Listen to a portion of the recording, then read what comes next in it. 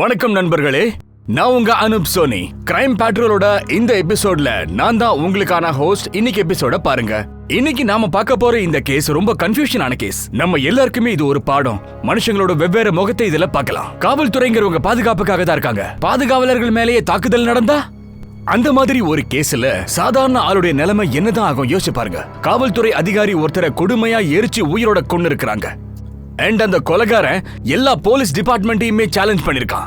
இந்த black ஹெட்லைன்ஸ்ல Uttar Pradesh police மட்டும் இல்ல, கூடவே சேர்த்து ஒட்டுமொத்த நாட்டையே இது நடுங்க வச்சிடுச்சு.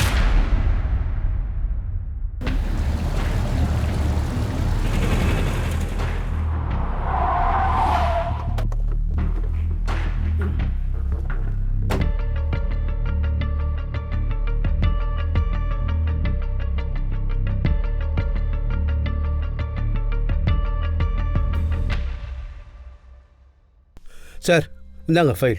நேற்று ராத்திரி நீங்கள் அதை கேட்டிங்கல்ல? ஆனால் வீட்டை செட்டப் பண்ணோம்ல. ஆனால் வேணான்னு சொல்லாத உங்கள் ஆண்டியோடைய ஆர்டர் அது. இவர் தான் ராஜேஷ். இவரை பற்றி தான் நான் உங்ககிட்ட சொல்லிட்டு இருந்தேன்.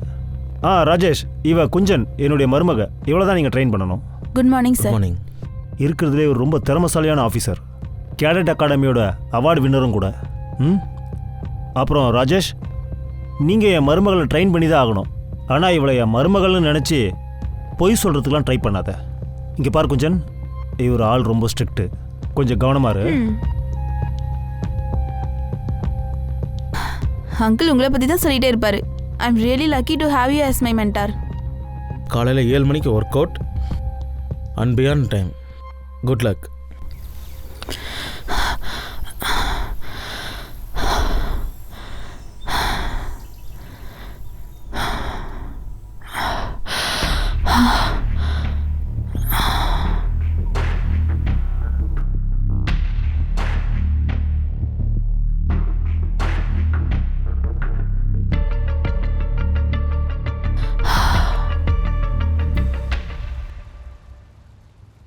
எத்தனை ரவுண்ட்ஸ் எடுத்த? 11 ரவுண்ட்ஸ். டயர்ட் ஆகிட்டியா என்ன? No sir. Hello Sivaprasad. Good morning sir. பசங்களை ஸ்கூலில் விட்டாச்சா? ஆமாம் சார். வந்து ஒர்க் அவுட் பண்ணு. சார் என்னால் முடியாது சார். லாஸ்ட் வர தொப்பையோடு இருக்க போகிற. நீ அடுத்த ரவுண்டுக்கு ரெடியா? Yes sir. குட்.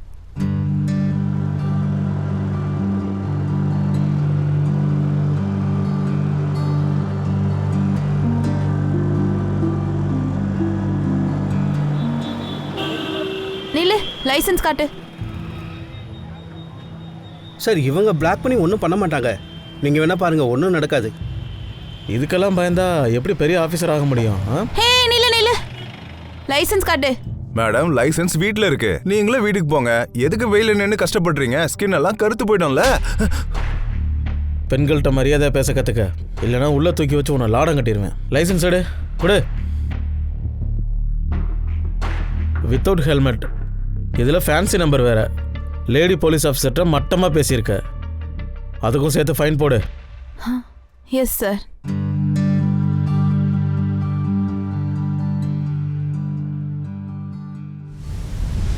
சார், நீங்கள் எப்படி இவ்வளோ கான்ஃபிடென்ட்டாக இருக்கீங்க? யூனிஃபார்மில் இருந்து தான். எப்போ நான் இதில் சேர்ந்தனோ அப்போ இருந்து. சாப்பிடு. நான் அப்பா கூட அப்பப்போ ட்ரைனிங்லாம் போவேன்ல. அப்போது எங்கள் வயலுக்கு பக்கத்தில் ஒரு போலீஸ் ஸ்டேஷன் இருக்கும். அங்கே இருந்து போலீஸ்காரங்களை பார்த்துட்டு அவங்கள மாதிரியே ஆகணும்னு ஆசை வந்துச்சு. ஃபைனலி இப்போ யூனிஃபார்ம் கிடச்சிருச்சு, கான்ஃபிடென்ட்டும் வந்துருச்சு. வாவ், அங்கே இருந்து ஆரம்பித்த உங்களோட பயணம் இப்போ உங்கள் அப்பா உங்களை நினச்சி ரொம்ப பெருமைப்படுவார். ஆமாம், ஆனால் எப்போ நான் டிவோர்ஸ் விஷயத்த சொன்னனோ அப்போ இருந்து என் மேலே கோவமாக இருக்காரு. நான் என் ஒய்ஃப் கிட்ட டிவோர்ஸ் வாங்க போகிறேன்.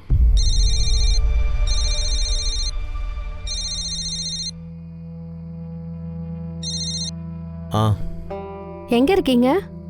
அதே எதுக்கு நீ கேட்குற? உங்ககிட்டலாம் பேசுறதே வேஸ்ட்டு.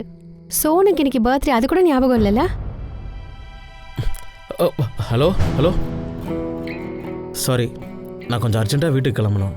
Okay sir.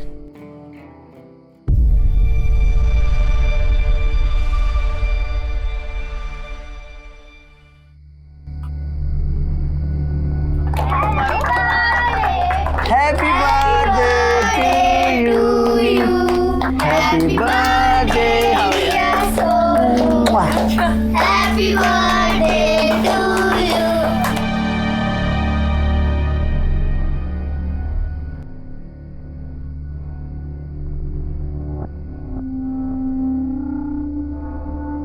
காலையில் நான் கொஞ்சம் சீக்கிரம் போகணும்.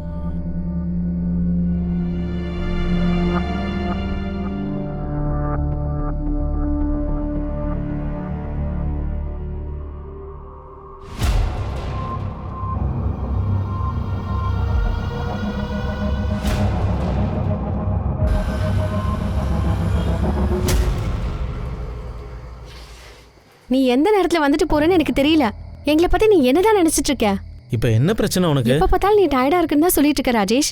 கொஞ்சமாவது குழந்தைங்களுக்கு டைம் ஸ்பெண்ட் எனக்கு பண்ணலாம்ல? நிறைய வேலை இருந்தது, நான் ரொம்ப டென்ஷன்ல இருந்தேன். அதான். ஆமா, உனக்கு ரொம்ப தான் வேலை. முன்னாடிலாம் ஓடி ஓடி வீட்டுக்கு வருவேல என்ன பார்க்க, நான் சமைச்ச சாப்பாடு சாப்பிட. இப்ப என்ன ஆச்சு? இங்கே பாரு, நான் உங்ககிட்ட ஆர்குமெண்ட் பண்ண விரும்பலை. எனக்கு காலையில் வேலை இருக்கு, என்னை தூங்க விடு.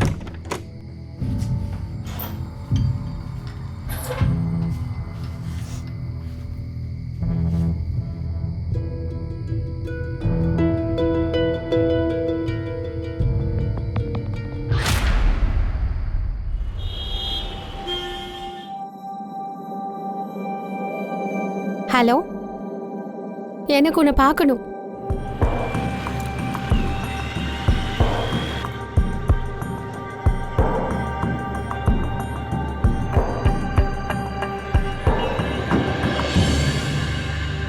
நீங்க என்கிட்ட என்ன சொன்னீங்களோ நான் அதை தான் பண்ணிட்டு இருக்கேன்.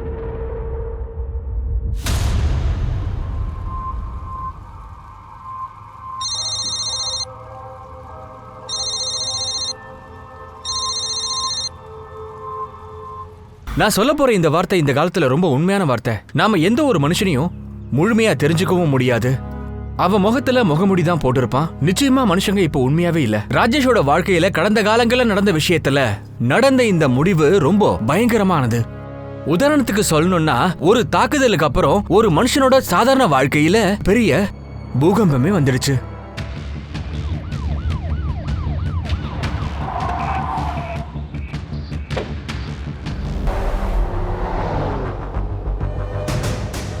ஐஐடி நம்பரை நோட் பண்ணிக்க.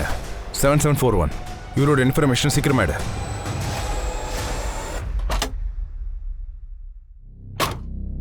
சார், விக்டிம் போலீஸ் யூனிஃபார்ம் போட்டிருந்திருக்காரு. இது அவரோட ஐடி கார்டு. இதை வச்சு அவரோட இன்ஃபர்மேஷனை சீக்கிரமா எடுக்கணும். சார், பாடி எவ்வளவு எரிஞ்சிருச்சு? 90%க்கு மேல. ரொம்ப கிரிட்டிக்கல் கண்டிஷன். பக்கத்துலாம் செக் பண்ணிட்டீங்களா? மொபைல், பர்ஸ் ஏதாவது? இல்ல சார், எதுவும் கிடைக்கல. இந்த இடத்துக்கு வந்து யாரையா இப்படி பண்ணிருப்பா? சார், ஏதாவது எதிரிகள் செஞ்சிருக்கலாம்ல. பேசாம ஒன்று பண்ணுங்க, லோக்கல் ஸ்டேஷன்ல போய் ஃபுல்லா இன்ஃபார்ம் பண்ணிடுங்க. ஆள் அறவமே இல்லாத ஏரியா, இங்க அப்படி ஆயிருக்குன்னு ஃபுல்லா சொல்லிடுங்க. அண்ட் ஒன் மோர் திங், இங்கேருந்து ஒரு 5-6 கிலோமீட்டர் தூரத்துல எல்லாத்தையும் சரௌண்ட் பண்ணுங்க. க்ளூஸ் கண்டிப்பா கிடைக்கும். போலீஸ்காரனே எரிச்சிட்டு எஸ்கேப் ஆக பார்க்கறானா? அந்த ராஸ்கலை விடவே கூடாது. ஓகே சார், விக்டிமோட ஐடி கார்டுலேருந்து ஒரு விஷயம் தெரிஞ்சிச்சு. அவர் பேர் ராஜேஷ்குமார். குந்தி நகர் ஸ்டேஷன்ல சப் இன்ஸ்பெக்டரா இருக்காரு. மற்ற டீட்டெயில்ஸ் தெரிஞ்சுக்கிறதுக்காக ஸ்டேஷன் இன்ஸ்பெக்டர் சுனில் கிட்ட தான் பேசணும்.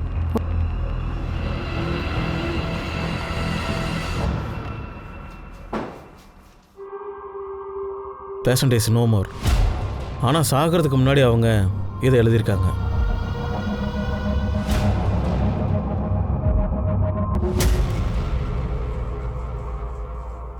டாக்டர், இமீடியட்டா ஆட்டாப்சி ரிசல்ட் கிடைச்சிருமா? ஆட்டாப்சி ரிப்போர்ட் ரெடி பண்ண எங்களுக்கு 24 மணி நேரத்துலேருந்து 48 மணி நேரம் ஆகும். ராஜேஷ்க்கு இப்படி நடந்தது நம்மளை பொறுத்த வரைக்கும் ரொம்ப பெரிய அவமானம் சார். ராஜேஷ் ஏதாவது கேஸை என்கொயரி பண்ணிட்டு இருந்தாரா என்ன? இல்லை சார், ராஜேஷ் ரொம்ப நாளாகவே சஸ்பென்ஷனில் இருந்தார். அவர் மேலே டிபார்ட்மெண்ட்லேருந்து என்கொயரி நடந்துகிட்டு இருக்கு. அப்படியா? எஸ். ஆனால் நம்மளுடைய ஒரு ஆஃபீஸர் லக்கிங்கிற ஒரு ஹிஸ்ட்ரி ஷீட்டரை அரெஸ்ட் பண்ணான். அவங்ககிட்ட இருந்து 2 பிஸ்டலை கைப்பற்றியிருக்கோம் சார். ரொம்ப தீவிரமாக விசாரித்ததுக்கப்புறம் அவன் ஒத்துக்கிட்டான் ராஜேஷ் தான் இந்த பிஸ்டலை அவனுக்கு கொடுத்தான்னு. ராஜேஷ் அந்த நேரத்தில் நம்ம ஸ்டேஷனில் ஆர்ம்ஸுடைய இன்சார்ஜாக இருந்தான். அந்த லக்கி இப்போவும் கஸ்டடியில் தான் இருக்கானா? ஆமாம். சரி, இந்த அமலா யாரு? ராஜேஷுடைய மனைவி தான். சரி, என்ன தோணுது உங்களுக்கு? எதுக்காக ராஜேஷ் ஆள் நடமாட்டமே இல்லாத ஏரியாவுக்கு போகணும்? ஒருவேளை அவன் கேஸை பற்றின க்ளூ ஏதாவது கிடச்சிருக்கலாம்ல, இல்லை யாரையாவது சந்திக்க போயிருக்கலாம். ஆனால் உறுதியாக எதுவும் சொல்ல முடியாது. எக்ஸ்கியூஸ் மீ, அந்த லக்கியை விசாரிக்கிறதுக்கு பர்மிஷன் வாங்குங்க. அண்ட் ராஜேஷோட வீட்டுக்கான சர்ச் வாரண்ட் இது வாங்கிட்டு வரேன் சார். ஒரு முக்கியமான பிரேக்கிங் நியூஸ். உத்தரப்பிரதேஷ்ல இருக்க வாரணாசில இருந்து அங்க ஒரு சப் இன்ஸ்பெக்டரை உயிரோட எரிச்சு கொலை பண்ண முயற்சி பண்ணிருக்காங்க. அந்த சப் இன்ஸ்பெக்டரோட பேரு ராஜேஷ் குமார். நம்மளோட ரிப்போர்ட்டர்ஸ் மூலமா நடக்கிற விஷயங்கள் எல்லாம் உடனுக்குடன் தெரிஞ்சுக்கலாம். சார், சப் இன்ஸ்பெக்டர் ராஜேஷ்குமாரை உயிரோட எரிச்சு கொலை பண்ண முயற்சி பண்ணிருக்காங்கன்னு எங்களுக்கு தகவல் வந்திருக்கு. போலீஸ் இதை எப்படி கையாளுறீங்க சார்? இது அவரோட பர்சனல் லைஃப்னால நடந்ததா இல்ல வேற ஏதாவது பெரிய கேஸோட லிங்கா? எஸ்ஐ ராஜேஷோட கொலை எங்களுக்கே ரொம்ப அதிர்ச்சியை தான் ஏற்படுத்திருக்கு. ஆனா ஒரு விஷயம் கேரண்டியா சொல்றேன், அந்த குற்றவாளியை நான் தப்பிக்க விடவே மாட்டேன் கண்டிப்பா. சார் சார் Please, இன்னும் please, ஒரு please, நவருங்க. question sir. ராஜேஷோட கொலையால பிரஸ்காரங்க டிபார்ட்மெண்ட்டை வறுத்தெடுத்துட்டு இருக்கான். நம்ம ஆளுங்களுக்கு இங்க கிரைம் நடந்திருக்கு, எல்லாரும் பார்த்துட்டு இருக்காங்க. இந்த கேஸ்ல உடனடியா எனக்கு ப்ராக்ரஸ் வேணும். கீதா, கிரைம் லொகேஷனுக்கு டீமோட போவோம். ஒரு இடம் விடாம ஃபுல்லா செக் பண்ணி ஆகணும். அண்ட் நீங்க அமலாவை போய் என்கொயரி பண்ணுங்க, நல்லா விசாரிங்க, வீடை ஃபுல்லா சர்ச் பண்ணுங்க. அண்ட் அப்புறம் இந்த கேஸ் முழுமையா முடியிற வரைக்கும் யாரும் லீவ் எடுக்க கூடாது. Is that clear? So sir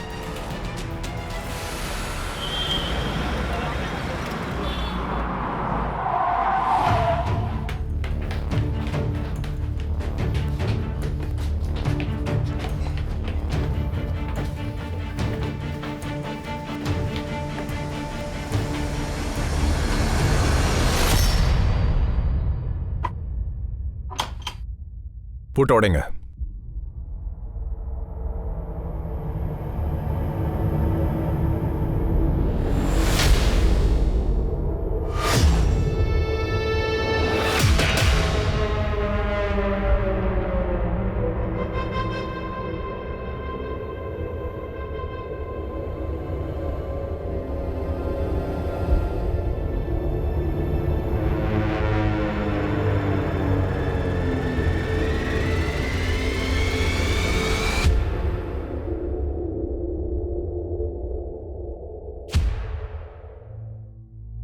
இந்த ராஜேஷோட மனைவி அமலா எங்க? சார், அவங்க எங்க போனாங்கன்னுலாம் தெரியல.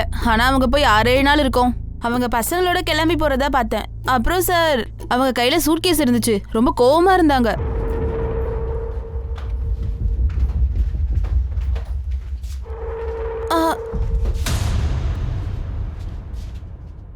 சார், நான் அப்புறம் ராஜேஷ் கிட்ட கூட கேட்டேன்.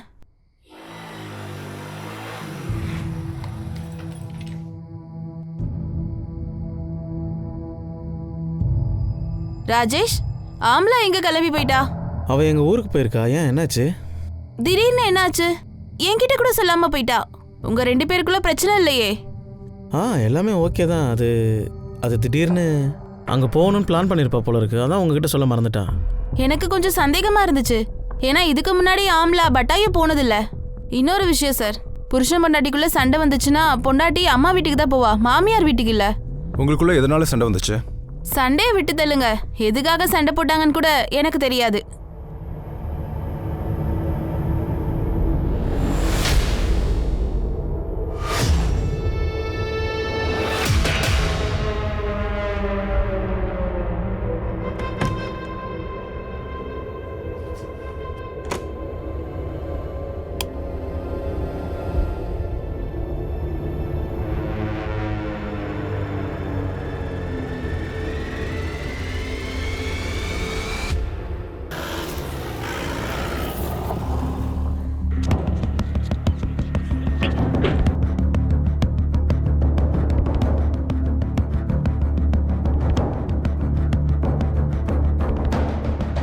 இந்த கேஸை முழுமையா முடிக்கிறதுக்காக காவல்துறை ரொம்ப மும்முரமா வேலை செஞ்சுக்கிட்டே இருந்தாங்க.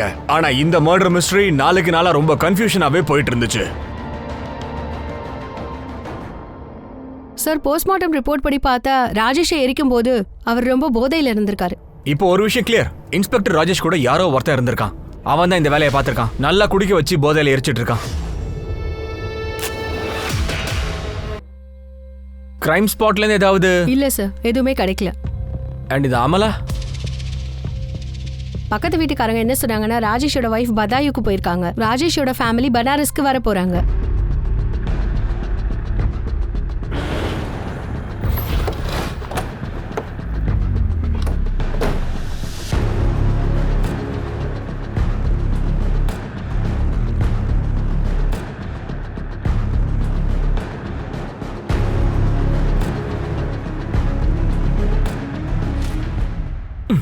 எஸ்ஐ ராஜேஷை கொல்றதுக்கு யாரா உன்னை ஏவி விட்டது? என்ன சார் இங்க பாரு, சொல்றீங்க? இந்த நடிப்பெல்லாம் வேற எங்கேயாவது கொண்டு போய் வச்சுக்கோ. உன்னுடைய முழு ஜாதகமும் எங்க கிட்ட இருக்குடா. ஒழுங்கு மரியாதையா சொல்லு, உன்னோட எந்த ஆளு ராஜேஷை கொன்னது? சார், அதை பற்றி எனக்கு எதுவும் தெரியாது சார். எனக்கு தெரிஞ்சதெல்லாம் ஒன்று தான் சார். ராஜேஷ் எனக்கு 2 கன் கொடுத்தாரு. நான் அந்த விஷயத்தை முன்னாடியே சொல்லிட்டேன் சார். யோசிக்கிறதுக்கு டைம் கொடுக்குறேன். உண்மை ஃபுல்லா சொல்லிடு, இல்லனா உன் வாயை எப்படி திறக்க வைக்கிறதுன்னு எங்களுக்கு தெரியும். நீங்க நம்ம சோர்ஸ் டீம்கிட்ட சொல்லி அவன் டீட்டெயில்ஸ் ஃபுல்லா எடுங்க. Right sir. சார் நம்ம ராஜேஷ் சார் ரொம்ப கடுமையாக உழைக்கிற ஒரு ஆள் சார். சொல்லப்போனால் பெரிய சார் கூட தன்னோட மருமக குஞ்சனை அவர்கிட்ட ட்ரைனிங் எடுத்துக்க சொல்லியிருந்தாரு. அவர் ஒரு பெஸ்ட் ஆஃபீஸராக இருந்தார் சார். சார் எப்போ இந்த என்கொயரி ஆரம்பிச்சதோ அப்பத்துலேருந்தே அவர் ரொம்ப டென்ஷனாக இருந்தார் சார். அளவுக்கு அதிகமாக ட்ரிங்க்ஸ் எடுத்துக்கவும் ஆரம்பித்தார். யார் சொல்லி என் பேரை கெடுக்கிறதுக்கு நீ முயற்சி பண்ண? என் பேரை கெடுக்கிறதுக்காக ஒன்று அனுப்பி வச்சிருக்காங்க. யாரை அனுப்புனது ஒன்று சொல்றா. ஒரு விஷயத்தை நீ கவனமாக கேட்டுக்க. உண்மையை எப்படி தேடி கண்டுபிடிச்சிருவேன். நீ இந்த பிரச்சனைலேருந்து வெளியில் வரணும்னா நீயே உண்மையை சொல்லு. உன்னை இப்படி செய்ய சொல்லி யாரா சொன்னா? சொல்லு ராஜேஷ். சொல்றா. ராஜேஷ் சொல்லு. நீ உங்ககிட்ட இப்ப பேச முடியாது. ஒரு விஷயத்த மறந்துடாத. இப்ப நீ சஸ்பெண்டடா இருக்க. அப்புறம் இது என்னது? நீ குடிச்சிட்டு ஸ்டேஷன் வந்திருக்கியா? நீங்க எல்லாரும் ஒன்று சேர்ந்துட்டீங்கல்ல? நீங்க எல்லாரும் எப்படி வேணாலும் இருந்துக்கங்க. ஆனா நான் சொல்றத நல்லா கேளுங்க. என்கிட்ட இருந்து என் யூனிஃபார்மை யாரும் தட்டி பறிக்க முடியாது.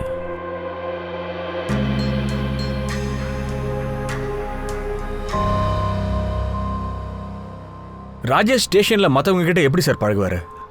மற்றவங்க எல்லார்கிட்டையுமே ரொம்ப நல்லா தான் பேசுவார் சார். ஆனால் அபேஷ் சாருக்கும் அவருக்கும் கொஞ்சம் கூட ஒத்தே போகாது சார். என்ன பார்த்து என்னடா சொல்லிட்டு இருந்த? என்ன பார்த்து என்ன சொல்லிட்டு இருந்த? நான் என்னடா சொன்னேன்? சொல்றா. என்ன பார்த்து என்ன சொல்லிட்டு இருந்த? சார் ஒரு முறை 2 பேருக்குள்ள கை கலப்பாயிடுச்சு சார். ராஜேஷ் சார் ரொம்ப கோவத்தில் இருந்தார். யாராலையும் அவரை அடக்க முடியல சார். ஆனால் அதுக்கு காரணம் என்னன்னு தெரியல சார். ஆனால் இந்த சண்டையை பற்றி எல்லாருக்கும் தெரிஞ்சு போச்சு. ஆமா, சண்டை வந்தது உண்மைதான். ஆனா நான் அவரை பத்தி தப்பா எதுவும் சொல்லலையே. அப்படின்னா ஸ்டேஷன்ல இருக்கிற எல்லாருக்குமே தெரியும் சார். ராஜேஷ் சுரேந்தர் சாருடைய மருமக குஞ்சன் கூட நிறைய டைம் ஸ்பெண்ட் பண்ணாரு. அதை பத்தி தான் நான் அவர்கிட்ட கேட்டேன். ராஜேஷ்க்கு அவர் பொண்டாட்டிக்கு எப்ப பார்த்தாலும் சண்டை தான் சார். அந்த சண்டைக்கும் அவர் தான் காரணம். முதல்ல வீட்டுக்கு ஓடி ஓடி வருவேன் நான் சமைச்சது சாப்பிடுறதுக்காக. இப்ப என்ன ஆச்சு? ஏன்? அது மட்டும் இல்ல, நம்ம கான்ஸ்டபிள் குஞ்சன் வீட்ல இருந்து ராஜேஷ் வெளியில வர்றத பாத்திருக்காங்க. சரி, ராஜேஷோட கதையெல்லாம் ஓகே. உங்க கதையை சொல்லுங்க. உங்க 2 பேருக்கு என்ன சார் பிரச்சனை? சார் பெரிய விரோதமெல்லாம் ஒன்றும் இல்லை. ஒரே ஒர்க் பிளேஸ்ல 2 காம்படிட்டர்ஸ்குள்ள என்னென்ன மாதிரி போட்டி இருக்குமோ அந்த மாதிரி தான் சார். காம்படிட்டர்ஸா? சரி, அந்த கன்ஸ் மேட்டர்ல ராஜேஷோட இன்வால்வ்மெண்ட்? அவனுடைய லைஃப் ஸ்டைலை பார்த்தா யாருமே சொல்லுவாங்க சார், அவன் இந்த விஷயத்துல கண்டிப்பா இன்வால்வ்டுன்னு சொல்லுவாங்க. அவனோட செலவு அவன் வருமானத்தை விட அதிகம். சார் உங்க மருமக இப்ப எங்க இருக்காங்க சார்? அவளுக்கு ஆக்சிடென்ட் ஆயிடுச்சு. அதனால அவள் இப்போ லீவ்ல இருக்கா. என்னுடைய ஹோம் டவுன் லக்னோவில் தான் இருக்கா. அது சரி, ஏன் குஞ்சனை பத்தி விசாரிக்கிறீங்க? சாரி சார், நாங்க என்ன கேள்விப்பட்டோம்னா உங்க மருமகள ராஜேஷும் ரொம்ப க்ளோஸா இருந்திருக்காங்க. பாருங்க, ராஜேஷ் கல்யாணமாயி குழந்தை குட்டின்னு இருக்கிற ஆளு. அப்புறம் குஞ்சன் நல்லா படிச்ச ஒரு புத்திசாலியான ஆளு. அப்படி ஒரு விஷயம் எனக்கு நடந்ததா தெரியல. ஒருவேளை அப்படி ஒரு விஷயம் நடந்தா கூட அது என்னன்னு விசாரிச்சு உங்களுக்கு கிளியர் பண்ணிடுவேன்னு தெரியாதா? மன்னிச்சிருங்க, நாளைக்கு நான் கோர்ட்டுக்கு போயாகணும். நான் கிளம்புறேன்.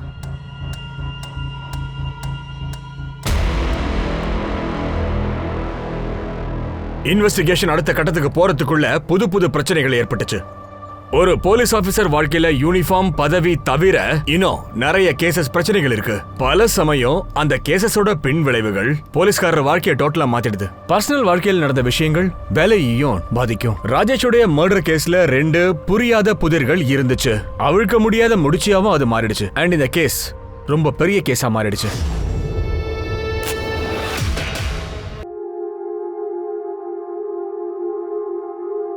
ராஜேஷோட மனைவி உங்க கூட தானே இருக்காங்க? சார் அவ இப்போ பனாரஸ்ல தான் இருக்கா. பனாரஸ்லையா? ஆனா எங்களுக்கு தெரிஞ்ச வரைக்கும் அவங்க போன வாரம் பட்டாயும் வந்த மாதிரி சொன்னாங்க. என்ன சார் சொல்றீங்க? இதோட 6 மாசம் ஆச்சு சார். எப்ப அவங்க டிவோர்ஸ் பத்தி பேச ஆரம்பிச்சாங்களோ அப்பத்துல இருந்து கான்டாக்டே இல்லாம போயிடுச்சு சார். 6 மாசமாவா? ஆனா 1 மாசத்துக்கு முன்னாடி ராஜேஷ் தான் பையனோட பர்த்டே செலிப்ரேட் பண்ணிருக்காரு. சார் ராஜேஷ்க்கு பையன் இல்லை, கிடையாது. அவனுக்கு ஒரே ஒரு பொண்ணு தான் இருக்கா. இதுதானே ராஜேஷோட ஃபேமிலி? இல்ல சார், இது ராஜேஷோட ஃபேமிலியே இல்ல.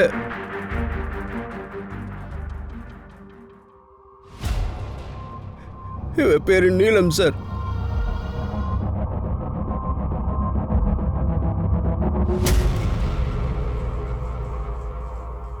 அப்படின்னா நீலம் அந்த பொம்பளைய பத்தி பேசினது எல்லாம் உண்மைதான் போல இருக்கு.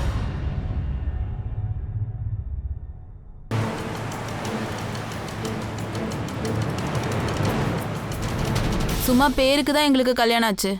ஆரம்பத்தில் ட்ரைனிங் நடந்துச்சு, அதனால 3-4 மாசத்துக்கு ஒரு முறை தான் வருவாரு. பிங்கி பெரியவளானதும் எங்களை பனாரஸ்க்கு வர சொல்லிட்டு. கவர்மெண்ட் வேலை எவ்வளோ டைம் எடுக்குன்னு உனக்கு தெரியும்ல. குவார்டர்ஸ் கிடைச்சதும் உன்னையும் பிங்கியும் நான் கண்டிப்பாக கூட்டிகிட்டு போகிறேன். ஓகே?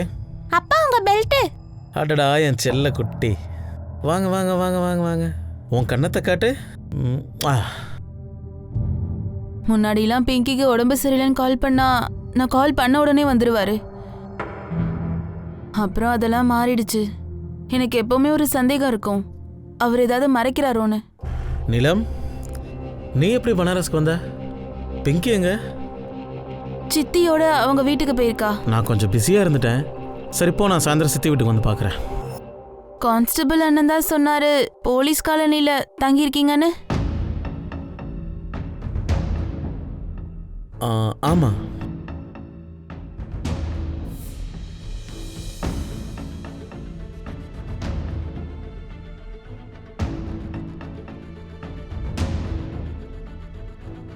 உங்களுக்கு போலீஸ் குவார்டர்ஸ் கிடைச்சிருச்சுன்னு சொல்லவே இல்லை. அப்படின்னா பிங்கிக்கு ஸ்கூல் ஸ்டார்ட் ஆகிறதுக்கு முன்னாடி இங்கே மாறிடலாம். அட நான் உங்ககிட்ட சொல்லணும்னு தான் நினச்சேன், ஆனால் மறந்துட்டேன். அது மட்டும் இல்லாமல் இப்போ தான் எனக்கு குவார்டர்ஸே கிடச்சது.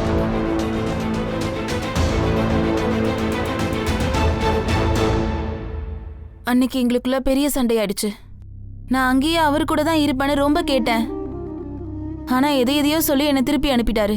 கொஞ்ச நாளைக்கு அப்புறம் வெறுத்து போய் டிவோர்ஸ் பற்றி அவர்கிட்ட கேட்டதும் டக்குன்னு ஓகே சொல்லிட்டாரு. எங்கள் அப்பாவும் அவருக்கு எவ்வளவோ சொல்லி புரிய வைக்க முயற்சி பண்ணாரு. ஆனால் ராஜேஷ்க்கு ஒரு வேலை கூட இல்லாத நேரத்தில் தான் நாங்கள் நீலமை கல்யாணம் பண்ணி வச்சோம் அவனுக்கு. ஆனால் இன்னைக்கு ராஜேஷ்க்கு கவர்மெண்ட் வேலையே கிடைச்சிருச்சு. இப்போ அவர் என் பொண்ணை விட்டுலான்னு யோசிச்சுக்கிட்டு இருக்காரு. என் பையன் அவ கூட தங்கவே விரும்பல, எப்படி கட்டாயப்படுத்த முடியும்? சம்பந்தி, நீங்களாவது வந்து பேசி புரிய வைங்க. என் பொண்ணு நீலமுடைய வாழ்க்கை என்ன ஆகும்? பிங்கியுடைய நிலைமை என்ன ஆகும்? அவங்க 2 பேரும் இப்படி ஒரே அடியாக விட்டுட்டு போனால் என்ன ஆகும் சொல்லுங்க. ராஜேஷை கடைசியா நீங்க எப்ப பாத்தீங்க? பனாரஸ் வந்ததுக்கு அப்புறம் நான் அவரை சந்திக்கவே இல்லை. ஒரு முறை கூட பார்க்கலையா? பிங்கியை பார்த்துக்கவும் வேலைக்கு போகிறதுக்குமே எனக்கு சரியா இருக்கு. எங்கேயும் போக எனக்கு டைம் இல்லை. அப்புறம் அவரை சந்திக்க எனக்கு விருப்பமே இல்லை. சார், நீலம் பார்த்தா எனக்கு ஒன்றும் அப்படி தோணல. ராஜேஷ் இல்லாத நினைச்சு அவங்க கவலைப்படல. ராஜேஷ்க்கும் நீலம்க்கும் இன்னும் டிவோர்ஸ் கூட ஆகலையே. ராஜேஷ் இறந்து போனா டைரக்ட் பெனிஃபிட்ன்றது நீலத்துக்கு தானே. ஆனா சார், நீலம் நம்மளோட சஸ்பெக்ட் லிஸ்ட்ல இருக்கால? கண்டிப்பா. நீலமோட கால் ரெக்கார்ட்ஸ் எல்லாம் பிடிங்க. அண்ட் இன்னொரு விஷயமும் ட்ரேஸ் பண்ணி ஆகணும். ராஜேஷ் சாகும்போது எதுக்காக அமலா பேரை எழுதணும்?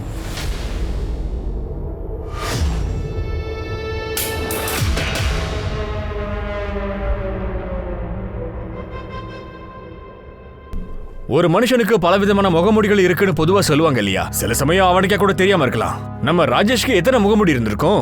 நீலம் தான் ராஜேஷோடைய மனைவினா பின்ன அமலா யாரு? அமலாங்கிற பேரை ராஜேஷ் சாகறதுக்கு முன்னாடி எழுதிருக்காரு.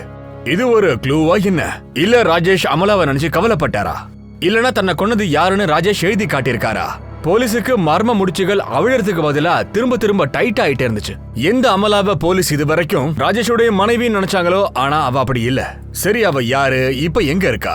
இந்த கொலையில அவளுக்கு ஏதாவது பங்கு இருக்குமா? யோசிங்க. இப்படி அடுக்கடுக்கா கேள்விகள். ஆனா காவல்துறை தங்களுக்கு கிடைச்ச ஒவ்வொரு இன்ஃபர்மேஷன்ஸையும் ஒன்னா எனக்கு பாக்குறாங்க. சார், ஒரு விஷயம் தெரிஞ்சிச்சு. ஆம்லா ராஜேஷுடைய ஒய்ஃபே இல்லை. என்னது? Yes sir. இத்தனை நாளாக ராஜேஷ் நம்ம எல்லார் கண்ணிலையும் மண்ணு தூவிட்டான் சார். இந்த மாதிரி இன்னும் எத்தனை கதைகளை சொல்லி நம்மளை ஏமாத்திருக்கான்னு தெரியல சார்.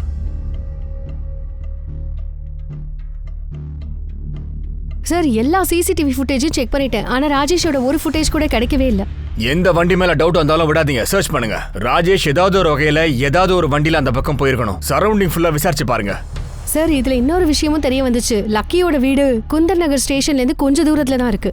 சரிம்மா, நீங்க அந்த லக்கி வீட்டுக்கு போங்க. சார், நாங்க அமலாவோட குழந்தைங்களை பத்தி விசாரிச்சோம். அமலாவோட குழந்தைங்க எந்த ஸ்கூல்ல படிக்கிறாங்களோ அதுல அப்பாவோட பேர் ராஜேஷ்னு இல்ல, சந்தேஷ் கோயில்னு இருக்கு. சந்தேஷ் கோயிலை பத்தியும் விசாரிச்சேன். அவரு பேங்க்ல வேலை செய்யறாராம். அவர் நான் ஸ்டேஷனுக்கு வர சொல்லியிருக்கேன்.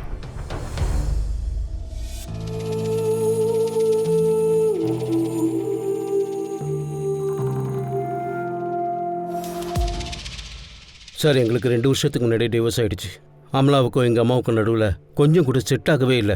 2 பேரையும் சேர்த்து வைக்க நான் எவ்வளோ முயற்சி பண்ணேன். எப்படியாவது சரி பண்ணணும்னு நினச்சேன். ஆனால் அவள் மாறவே இல்லை. ரொம்ப பிடிவாதக்காரி.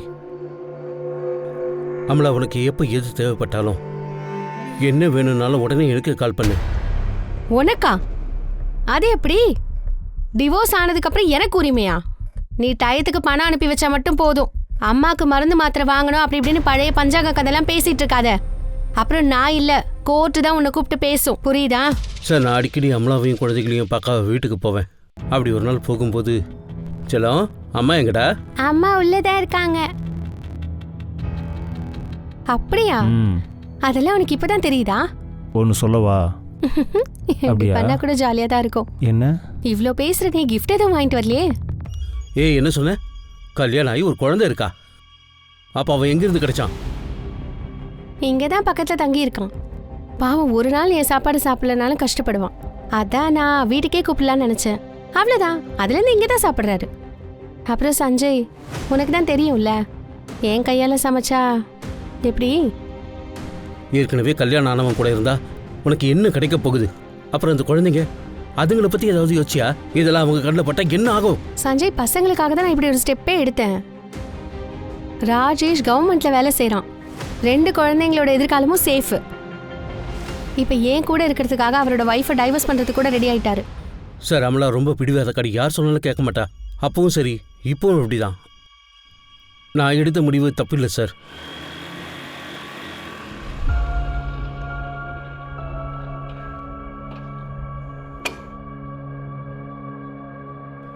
என்னாச்சு அமலா?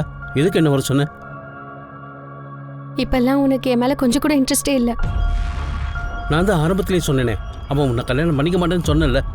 நீ தான் தேவையில்லாத கனவுலாம் கண்ட. ராஜேஷ் போலீஸா இருக்கான், நல்லா சம்பாதிக்கிறான், பார்க்கவும் அழகா இருக்கான். இந்த வயசுல 2 குழந்தைங்களோட இருக்க எனக்கு ராஜேஷோட பெட்டரா யாரு கிடைப்பா? நான் தான் உன் கூடவே இருந்தேன்ல. ராஜேஷ் எனக்காக அவனோட பொண்டாட்டியும் குழந்தைங்களையும் விட்டுட்டு வந்துட்டான். ஆனா நீ என்ன பண்ண? உங்க அம்மாக்காக என்னைய தூக்கி எரிஞ்சல்ல. இப்ப குழந்தைங்களோட ஸ்கூல் ஃபீஸ் வேற கட்டணும். எனக்கு இப்ப என்ன பண்றதுனே புரியல. இந்த செலவெல்லாம் எப்படி மேனேஜ் பண்றதுன்னு கூட தெரியல. சரி, நீ கவலைப்படாத. நாளைக்கு உன் அக்கௌண்ட்டுக்கு நான் பணம் அனுப்பி வைக்கிறேன். அமலாவை கடைசியா எப்போ நீங்க பாத்தீங்க? பார்த்தேன்னு சொல்ல முடியாது சார். ஆனால் 2 நாளைக்கு முன்னாடி கால் பண்ணா. யாரோ ஒரு ப்ராப்பர்ட்டி டீலரோட நம்பர் கேட்டா.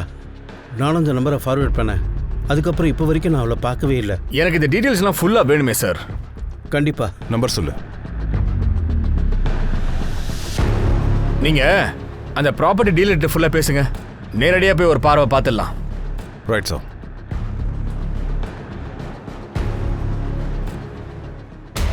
குஞ்சன், உங்களை பத்தின நிறைய கதையை நான் ஆல்ரெடி கேட்டாச்சு. மிச்ச கதையை நீங்களே உங்க வாயால சொன்னா நல்லா இருக்கும். அக்டோபர் 10 அன்னைக்கு நீங்க எங்க இருந்தீங்க சொல்லுங்கம்மா. சார், நான் டியூட்டில தான் இருந்தேன். நீங்க வேணா செக் பண்ணிக்கோங்க. ராஜேஷை பத்தியும் உங்களை பத்தியும் வெளியில என்ன பேசுறாங்கன்னு உங்களுக்கு தெரியும்ல. டீட்டெயிலா ஆரம்பத்துல நீங்களே சொல்லுங்க. சார், எனக்கும் ராஜேஷ் சாரோட மர்டருக்கும் எந்த சம்பந்தமுமே இல்ல.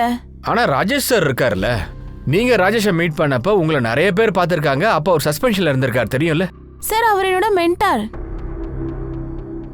நான் அவரை அப்போ சந்திக்க கூட இல்ல. சந்திச்சிருக்கலாமே. ராஜேஷ் மறைவுக்கு அப்புறமா ஹாஸ்பிட்டல்ல வந்து அவரை பார்த்தது, அப்படியே டைம் எடுத்து எங்க கூட பேசிருக்கலாமே. இங்க பாருங்க சார், ராஜேஷ் சார் மேல எனக்கு ரொம்ப மரியாதை. அவர் என்ன ட்ரெயின் பண்ணிட்டு இருந்தாரு. நாங்க எமோஷனலி ரொம்ப கனெக்ட் ஆயிருந்தோம்.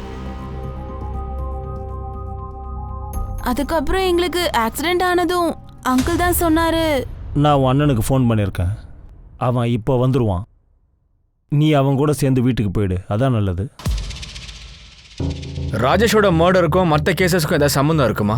ராஜேஷ் சார் எப்பவுமே சொல்லுவாரு அவரை யாரோ மாட்டி விடுறாங்கன்னு.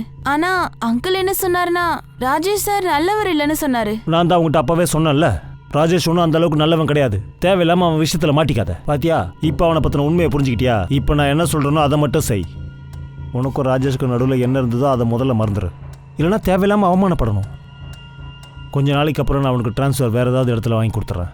நீ அங்கே போய் ஒரு புது வாழ்க்கையை வாழப்பாரு. சிச்சுவேஷன் ரொம்ப மோசமாயிருச்சு. யாரையுமே நம்ப முடியாத நிலைமைக்கு நான் வந்துட்டேன்.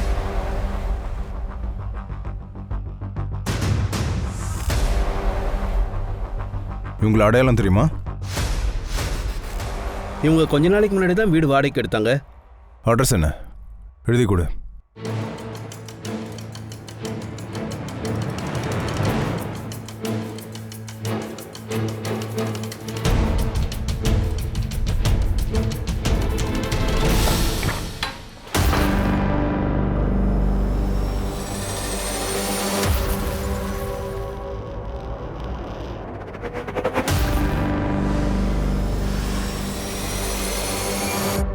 ஃபாரன்சிக்கை வர சொல்லு சீக்கிரம்.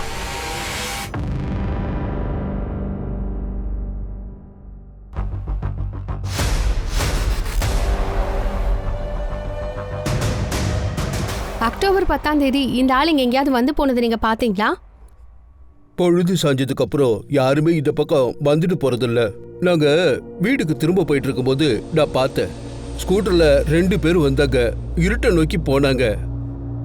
நீங்க இத பத்தி வேற ஏதாவது சொல்ல முடியுமா? அந்த ஸ்கூட்டர் பத்தி இல்ல அந்த பசங்களை பத்தி? இல்ல மேடம், அந்த பக்கம் ரொம்ப இருட்டா இருந்துச்சு, அதனால என்னால சரியா பார்க்க முடியல. ஆனா ஒரு விஷயம் மட்டும் உறுதியா சொல்ல முடியும், அந்த ஸ்கூட்டரோட கலரு வெள்ளை கலரு. போஸ்ட்மார்ட்டம் ரிப்போர்ட்ல எந்த விதமான காயமும் இல்லைன்னு வந்திருக்கு. இதெல்லாம் பார்க்கும்போது இதெல்லாம் அமலா பண்ண வேலை மாதிரி தெரியலையா? வேற எவனோ ஒருத்தன் ஹெல்ப் பண்ணிருக்கான்னு நினைக்கிறேன்.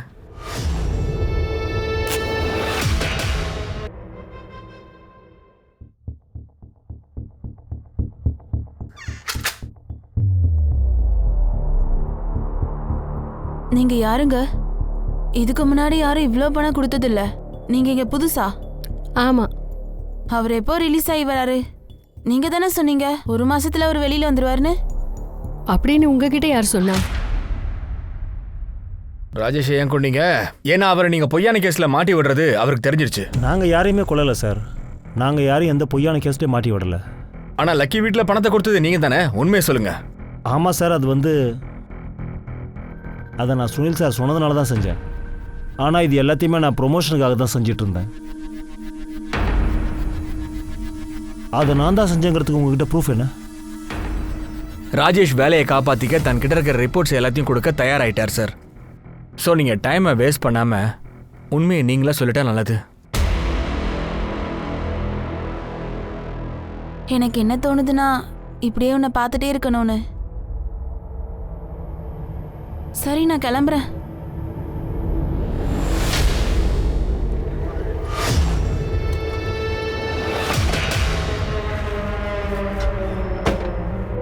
நீ அவளுக்கு கற்றுக் கொடுக்க வேண்டியதெல்லாம் கற்றுக் கொடுத்துட்டல. உங்ககிட்ட நான் ஏற்கனவே சொல்லிட்டு அவகிட்ட இருந்து தள்ளிடுறேன்னு. கரண்ட் இல்லாத தண்ணி இல்லாத காட்டுக்கு மாற்றிட்டேன்னு வை, செத்து சுண்ணாம்பாயிடுவேன், ஜாக்கிரதை. நீங்கள் தாராளமாக என்னை ட்ரான்ஸ்ஃபர் பண்ணுங்கள் சார். ஆனால் குஞ்சன் என் கூட வரதை நீங்கள் எப்படி தடுக்க போகிறீங்க? அவ்வளோ சொல்லி ராஜேஷ் ஒத்துக்கலான்றதும் நான் வேறு மாதிரி ஆக்ஷன் எடுக்கலான்னு முடிவெடுத்தேன். அவனை நாங்கள் அப்படி ஒரு கேஸில் மாட்டி விட்டுட்டோம். எங்களால் மட்டும்தான் அவரை காப்பாற்ற முடியும். எப்போ அவன் நடுங்கிக்கிட்டே எங்களை தேடி வந்தானோ அப்போ நாங்கள் அவங்ககிட்ட ஒரே ஒரு கண்டிஷன் தான் போட்டோம், குஞ்சனை விட்டு விலகி போயிடுன்னு சொன்னோம். அந்த ஆளுக்கு ஃபுல் ப்ரூஃப் பிளான் தானே போட்டீங்க, என்னாச்சு? அடுத்த ஸ்டெப்லேயே போட்டுதல்ல முடிவு பண்ணிட்டீங்க.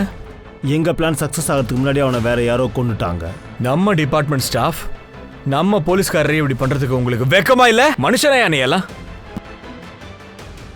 சார், இந்த விஷயத்த ஆம்லா யார் கூடயாவது சேர்ந்து செஞ்சிருந்தா அவளுக்கு சப்போர்ட்டா இருந்தது இன்ஸ்பெக்டர் சுனில் ஆர் சஞ்சய்வா இருந்திருப்பாங்களா? ஏன்னா சஞ்சய் எப்பவுமே ஆம்லாக்கு உதவி செய்ய தயாரா இருந்தான். ஏன்னா நம்மள இங்க அனுப்புனதே சஞ்சய் தானே சார். இன்ஸ்பெக்டர் சுனில் சிஸ்டம்ல பெரிய ஆளு, தானா வந்து இந்த பிரச்சனை எல்லாம் மாட்டிக்க மாட்டாரு. கண்டிப்பா அவருக்கு தெரிஞ்ச யாரோ ஒருத்தன் தான் அமலாக்க ஹெல்ப் பண்ணிருக்கான். சார், சில சமயம் எனக்கு என்ன தோணுதுன்னா, இந்த பொம்பளைங்க டார்ச்சரால ராஜேஷ் தன்னோட மோட்டை தானே பிளான் பண்ணிட்டானா, அப்புறம் அமலாவை கொண்டுட்டு எங்கேயாவது ஓடி போயிட்டானா? அமலாக்கு எப்பவுமே பணம் தேவைப்பட்டுக்கிட்டே இருந்துச்சு. இன்ஸ்பெக்டர் சுனில் அப்புறம் அந்த அமலா 2 பேருடைய பேங்க் டீடைல்ஸ்லாம் எடுங்க சார். Okay sir. அமலா நம்ம கிட்ட மாட்டிக்கிட்டானா எல்லா உண்மையும் தானா வெளில வந்துடும். அந்த ஒயிட் ஸ்கூட்டர் இல்லைன்னா 2 பேரை பத்தி தெரிஞ்சுதா? சார், கிரைம் ஸ்பாட்டுக்கு போற எல்லா வழியிலையும் அப்புறம் அக்கம் பக்கத்துல இருக்கிற எல்லா சிசிடிவி ஃபுட்டேஜையும் ஏடிஎம் செக் பண்ணிட்டேன். we are checking every possible way. Okay, நீங்க நம்ம டீம் கிட்ட போய் சொல்லிடுங்க படத்தோட கிளைமேக்ஸ் நெருங்கிடுச்சுன்னு.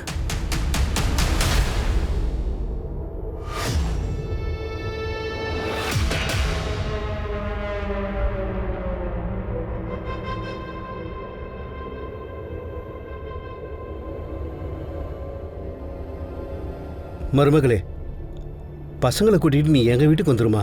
வீட்டுக்கா? எந்த வீட்டுக்கு? நான் எப்போவோ வீட்டை விட்டு வந்திருக்க வேண்டியது.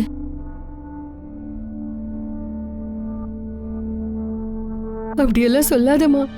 இந்த குழந்தை ராஜேஷோட கடைசி அடையாளம். கடைசி அடையாளமா? இதே சிட்டில இந்த குழந்தையோட நான் தன்னந்தனியா தவிச்சுக்கிட்டு இருக்கும்போது உங்க அன்பு எங்க போச்சு?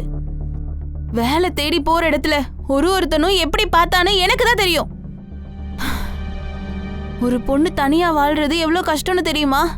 உங்களுக்கு அதெல்லாம் புரியாது. இதுக்கு மேல பேச ஒண்ணும் இல்ல, கிளம்புங்க. காவல்துறை விசாரணையில ரொம்பவே தீவிரமா இருந்தாங்க. ஒவ்வொரு நாளும் ஒவ்வொரு விஷயமும் வெளியில வந்துகிட்டே இருந்துச்சு.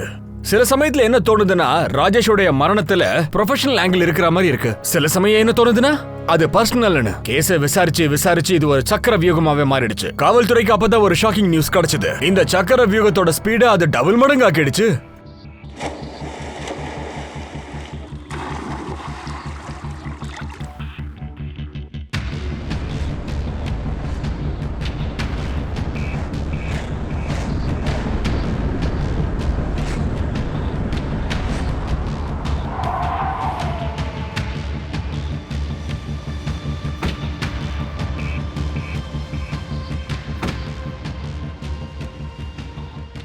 சூட்கேஸ்குள்ளே ஒரு பாடி இருந்ததா தகவல் வந்தது. நீங்கள் உங்கள் ஸ்டேஷன்லேருந்து ஒரு ஃபோட்டோ அனுப்புனீங்கல்ல, அந்த முகம் இதில் மேட்ச் ஆகுது.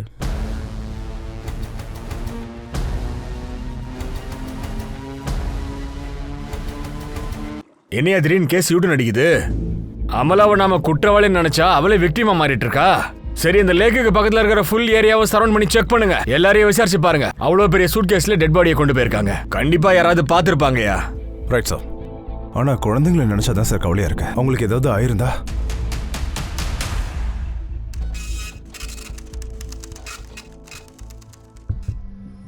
சார், ஆம்லா, நீலம் ஆர் ராஜேஷ், இவங்க 3 பேரோட கால் லிஸ்ட்டும் செக் பண்ணிட்டோம் சார்.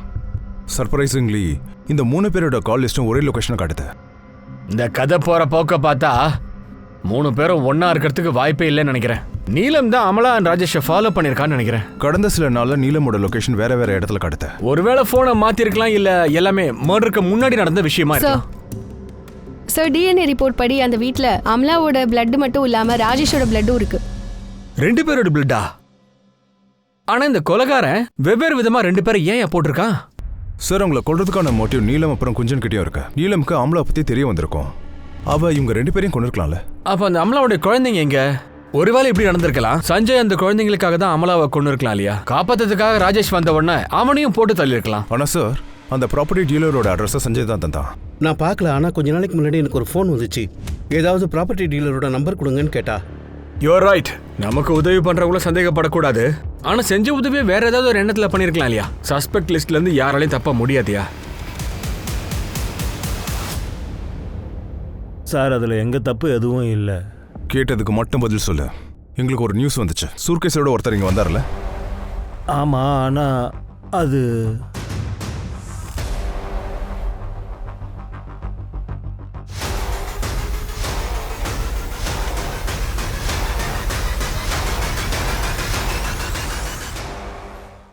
யார் சூட்கேஸ் எடுத்துட்டு வந்தா? அவங்கள அடையாளம் காட்ட முடியுமா? காட்ட முடியும் சார். அவங்க உங்கள் ஆளுங்க தான் சார். அப்படின்னா? அது வந்து போலீஸ்காரங்க தான் சார். அப்புறம் அவன் தான் தண்ணியில் சூட்கேஸை தூக்கி எறிஞ்சான் சார்.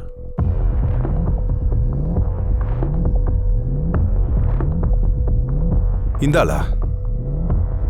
இல்லை சார். அப்ப இவரா? இல்லை, இவரும் இல்லை சார்.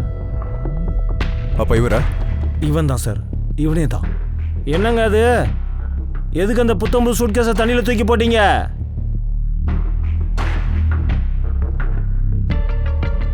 அதெல்லாம் பழைய புக்குங்க ஐயா. வீட்டில் சும்மா வச்சுட்டு இருந்தாலும் ரோட்டில் தூக்கி போட்டாலும் பாவம் வந்துடும்ல, அதனால தான் தண்ணியில் தூக்கி போட்டேன். அந்த ராஜேஷ் அந்த அமலாவை கொண்டு இருக்கான். அப்ப ராஜேஷா கொண்டது யாரு? என்னதான் நடக்குது சார்? அந்த பிஎம் ரிப்போர்ட்டை வச்சு பார்க்கும்போது ராஜேஷோட மரணம் ஆம்லா செத்து 5 மணி நேரத்துக்கு அப்புறம் தான் நடந்திருக்கு.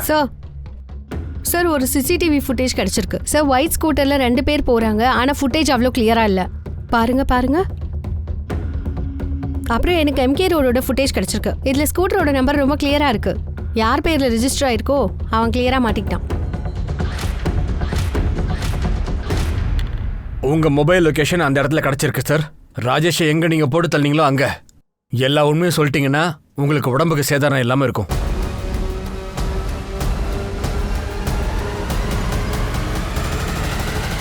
ராஜேஷ் அங்க வருவான்னு உனக்கு எப்படியா தெரியும்? நான் உன்னை ரொம்ப நாளா ஃபாலோ பண்ணிட்டு இருந்தேன் சார். அப்புறம் அன்னைக்கு நீ என்ன கல்யாணம் பண்ணிக்கல, நான் எல்லா உண்மையும் எல்லார்கிட்டயும் சொல்லிடுவேன். ஏற்கனவே உன் மேல கேஸ் இருக்கு, ஞாபகம் இருக்குல்ல? இப்ப நானும் உன் மேல கேஸ் போட்டேன்னா அவ்வளவுதான், கதை முடிஞ்சுது. நீ என்ன கொல்லுவியாடி? கொஞ்ச நேரத்துக்கு அப்புறம் 2 குழந்தைங்களை விட்டு வீட்டை விட்டு வெளியே வந்துட்டாரு. நான் உங்களை ஃபாலோ பண்ணேன். அப்புறம் தான் தெரிஞ்சது குமார் நகர்ல இருக்கிற அவன் ஃப்ரெண்டு வீட்டில் விட்டுட்டான். திரும்ப வரும்போது அவன் கார்லேருந்து ஒரு சூட்கேஸ் எடுத்துகிட்டு வந்தான். அப்புறம் ஒரு 1-1.5 மணி நேரத்துக்கு அப்புறம் அந்த சூட்கேஸ் எடுத்துகிட்டு வெளியே வந்துட்டாரு.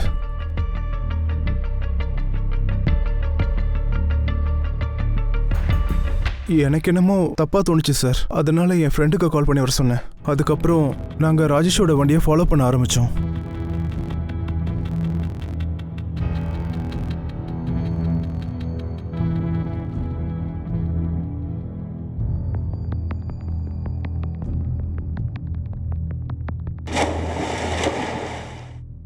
அந்த ஆள் ஒரு டைப்பான ஆள் சார்.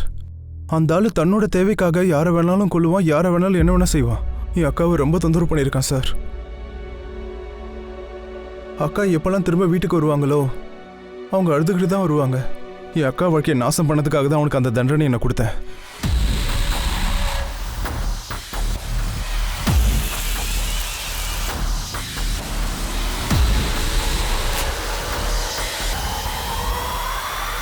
ஒரு விஷயம் யோசிச்சியா? மற்றவங்களை தண்டிக்கணும்னு சொல்லி நீயே உன்னை தண்டிச்சுக்கிட்டு இருக்க. உன் குடும்பத்துக்கு இது பெரிய தண்டனை தெரியுமா?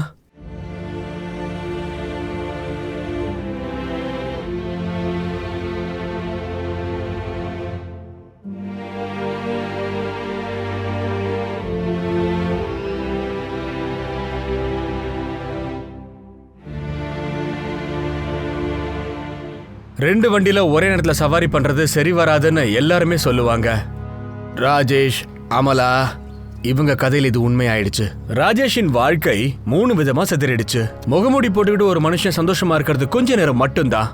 அந்த கொஞ்ச நேரம் சந்தோஷப்படுத்த முடியும், ஆனா இந்த சந்தோஷம் ரொம்ப நாளைக்கு நீடிக்காது. ஆனா அதுக்கப்புறமா தடுமாற்றம், பதற்றம்னு ஒரு யூட்டர்ன் எடுக்கும் பாருங்க.